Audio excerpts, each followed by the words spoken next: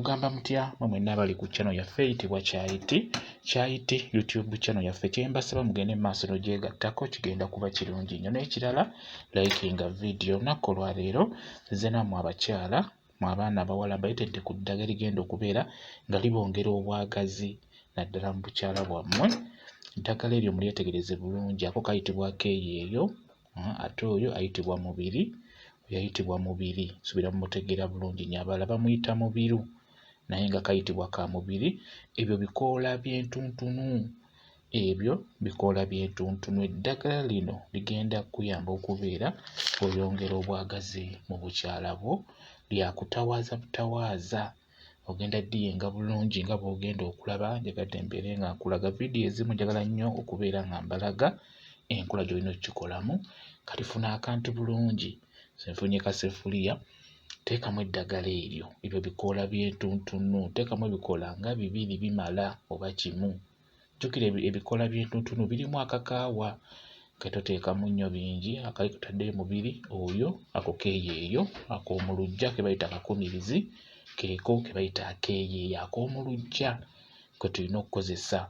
Bigatte wamu nga bw'olabye. Akeeyeeyo ka mubiri n'ebikoola by'entuntunu tutaddemu ebikoola 2 mu ddagala eryo ly'osobola okunaaba olunaku. Kati bw'omala bigatta wamu teekamu amazzi tandika obbiyenga nga bw'olaba. Biyengere ddala mazzi gakyuka ekkala. Eddagala eryo ligenda kuyamba okubeera ng'oyongera obwagazi mu bukyala bwo naddala ggwe obwagazi nga bukusumbuwa. Beera ng'okozesa eddagala eryo obeere ng'olitawaaza. Kati bw'omala oddiyenga bulungi nkusaba ofune akokubiri akantu n'akasengejja. Beera ng'olisengejja nga bw'olaba nga bwe ndi mu kikola. Lisengejje bulungi liggwemu obukyafu obwo bukoolakoola bwonna buggwemu. Njagala otawaaze ekintu ekiyonjo wansi eyo. Njagala onaazeeyo ekintu ekiyonjo nga tekijja kukuleetera ate buzibu bulala. Okitegeera? Osobola okusengejja emirundi ng'ebiri. Kati amazzi ago nga bw'ogalaba tugeze ekikopo kimu nga ky'oyenze osobola okukitawaaza olunaku n'omanya nti ku makya otawaazaako akatundu ne mu ttuntu n'otawaazayo akatundu n'owa n'ekawungeezi nga mugenda kwebaka n'otawaaza akatundu akaba kasigaddemu. Ekikopo kimu osobola okitawaaza emirundi 3 olunaku. Yenga ttonotono.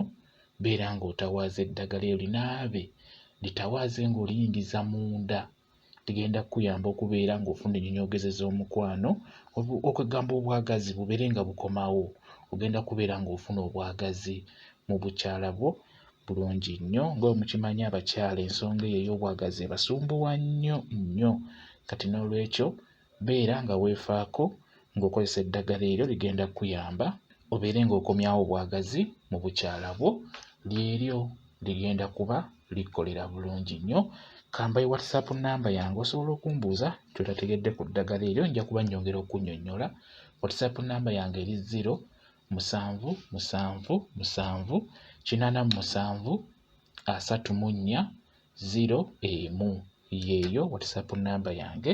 Mwebale kubeera ku channel yaffe eyitibwa Kyayiti YouTube channel yaffe. Kyembasaba mugende mu maaso n'ogyegattako kigenda kuba kirungi nnyo. N'ekirala likinga video mbeere bulungi.